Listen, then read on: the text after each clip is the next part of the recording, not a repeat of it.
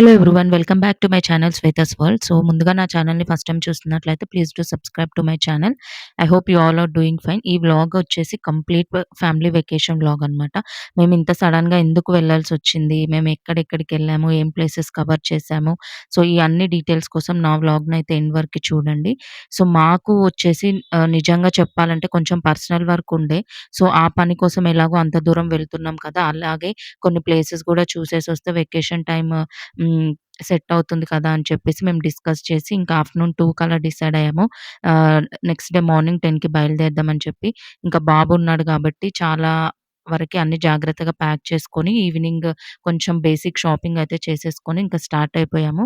Start అయిన తర్వాత obviously చాలా బ్రేక్స్ తీసుకుంటాం కదా! జర్నీలో టిఫిన్, కాఫీ అని. సో, మేము అలాగే ఈవినింగ్ కాఫీ బ్రేక్ అని చెప్పి ఒక టీ టైమ్ దగ్గర ఆగాము. ఇంకా బాబుకి కూడా స్నాక్స్‌కి ఏదో ఒకటి వాడికిచ్చేసి, ఇంకా మేము కొంచెం జ్యూస్, కాఫీ, మిల్క్ ఏదో ఇలా కావాల్సిందంతా తీసేసుకొని వాటర్ అన్నీ ఫిల్ చేసి మళ్ళీ స్టార్ట్ అయిపోయామనమాట.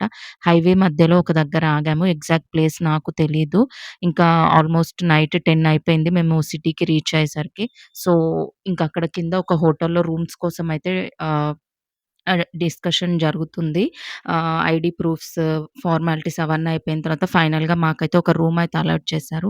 సో, ఇంతకి మేమెక్కడికొచ్చాము, ఏ ఏ ప్లేసెస్ చూడబోతున్నాం అనేది ఇంక ఇప్పటి నుండి స్టార్ట్ అవుతుందనమాట.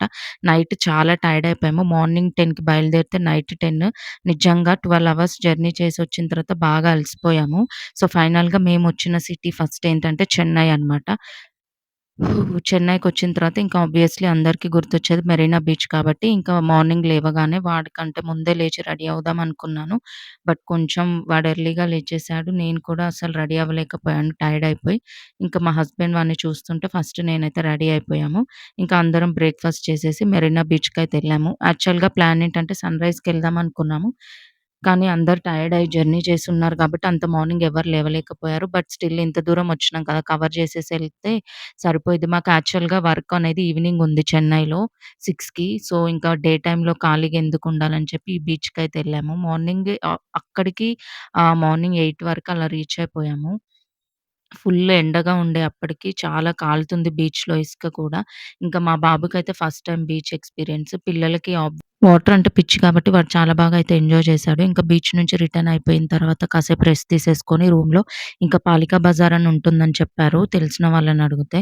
సో, అక్కడ స్ట్రీట్ షాపింగ్ కోసం అయితే వెళ్ళాము. బట్ నాకు హైదరాబాద్ స్ట్రీట్ షాపింగే నచ్చింది. అంతగా ఏమి అనిపించలేదు. అక్కడ కొంచెం టైమ్ పాస్ చేసి ఇంకా లంచ్ చేసిన తర్వాత ఈవినింగ్ కొంచెం పర్సనల్ వర్క్ కోసం ఇంకా రూమ్ అయితే చెకౌట్ చేసి ఎళ్ళిపోతున్నామనమాట.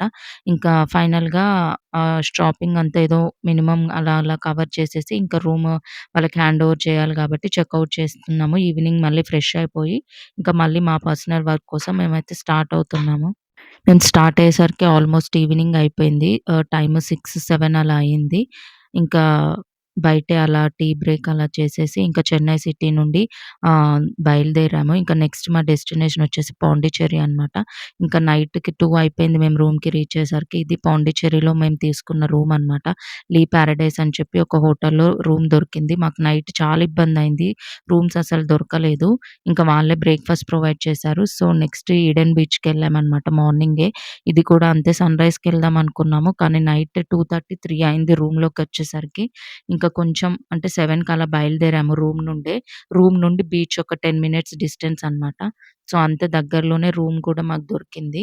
ఇంకా వెళ్ళాము. ఇంక అప్పుడప్పుడే అయినా గాని అసలు చాలా ఎండగా అనిపిచ్చింది. బట్ ఫీల్ అయితే చాలా మంచిగుండే. ఎర్లీ మార్నింగే పీస్‌ఫుల్‌గా అక్కడ ఏరియా అంతా బీచ్ వైబ్స్, సౌండ్స్, వేవ్స్ ఇవన్నీ. నాకైతే నిజంగా కేరళను చూస్తున్న ఫీలింగొచ్చింది ఈ లొకేషన్ చూస్తే. బాబు గూడా చాలా బాగా ఎంజాయ్ చేశాడనమాట. సో, ఇదే వచ్చేసి ఈడెన్ బీచ్ అనమాట. ఇవన్నీ పక్క పక్కనే ఉంటాయి. బట్ ఎంతో డిస్టెన్స్‌గాని మనకనిపిస్తుంది. ఇంకా ఆబ్వియస్‌లీ మళ్ళీ టైమ్ స్పెండ్ జేసి వాటర్‌లో వాడిని ఆడిపిచ్చి ఇలా అంతా ఇంకా వెకేషన్ టైమ్ గాబట్టి మేమిద్దరం కొంచెం పర్సనల్ టైమ్ స్పెండ్ చేసి ఒకరినొకరం ఫోటోస్, వీడియోస్ ఇలా క్యాప్చర్ చేసుకొని మూమెంట్స్ బాబుతో ఇలా స్పెషల్‌గా టైమ్ స్పెండ్ చేసి కొన్ని వీడియోస్, రీల్స్ ఇలాంటివన్నీ రికార్డ్ అయితే చేసుకున్నాము. ఇంకా దాని తర్వాత అక్కడ ఒక గైడ్ ఉన్నారు. సో, మ్యాంగ్రోవ్ ఫారెస్ట్ బోటింగ్ తీసుకెళ్తామన్నారు. సో, బోటింగ్ ఒక్కటే కాదు. అక్కడ 2, 3 ప్లేసెస్ ఉంటాయి. అన్నీ కవర్ చేస్తామని చెప్పి వాళ్ళు చెప్పారు. ప్యాకేజ్ సంథింగ్ 2000 ఎంతో తీసుకున్నారు. ఓకే అని చెప్పి మేమైతే వెళ్ళాము. సో, మ్యాంగ్రోవ్ ఫారెస్ట్ బోటింగ్, అరకెమేడు ఇంకా షిప్ హార్బర్. ఇలాంటివి ఈ ప్లేసెస్ అన్నీ కవర్ చేస్తామన్నారు. బట్ ఫస్ట్ టైమ్ వెళ్ళిన వాళ్ళైతే ఇన్ని ప్లేసెసా అని అనుకోవద్దు. అన్నీ పక్క పక్కనే ఉంటాయి. ఇప్పుడు మనం బోటింగ్ వెళ్ళేదే షిప్ హార్బర్‌లో వెళ్తాము. దాంట్లో కొంచెం లోపలికి వెళ్తే ఇదే మ్యాంగ్రూవ్ ఫారెస్ట్ అనమాట.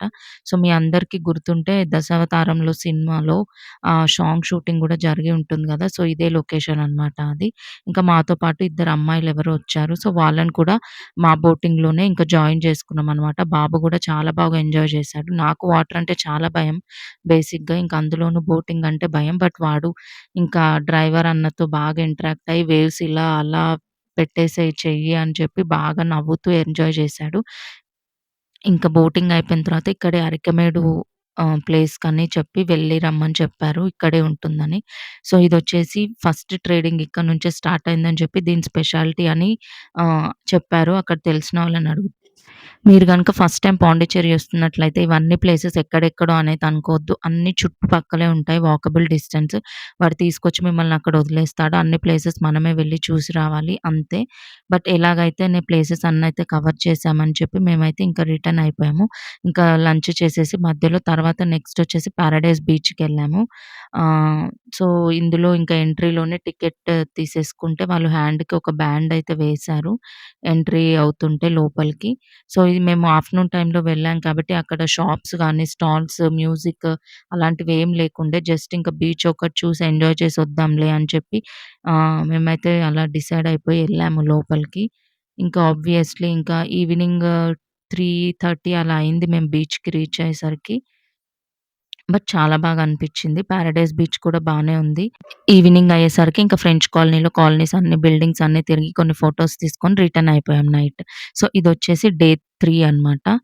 ఈ డే 3 వచ్చేసి అదే రూమ్‌లో నైట్ స్పెండ్ చేసిన తర్వాత ఇంక ఎర్లీ మార్నింగ్ మేము ఈరోజు ఎట్లాగైనా సన్‌రైజ్ అనేది మిస్ అవ్వొద్దని చెప్పి 4కి లేచి నేను రెడీ అయిపోయి ఇంకా మా హస్బెండ్‌ని లేపేసాను. మా తమ్ముడు వాళ్ళని కూడా లేపాను.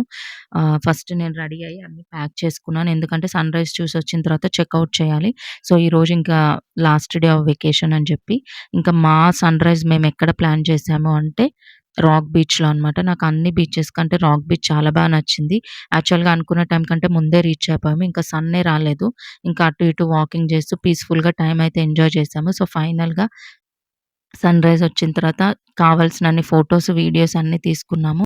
వేవ్స్ వచ్చినప్పుడు ఇలా రాక్ పైన వాటర్ పడతాయి కదా! కొంచెం స్లిప్ అవుతుండే. బట్ జాగ్రత్తగా ఉన్నాము. ఫ్రెంచ్ కాలనీలో ఒక కెఫే ఉంటుంది. ఆ కెఫే పైనుండి ఈ రాక్ బీచ్ వ్యూ అనేది చాలా బాగా కనిపిస్తుంది. మేమైతే ముందు రోజు సాయంత్రం వెళ్ళినప్పుడు ఆ వ్యూని ఎంజాయ్ చేశాము.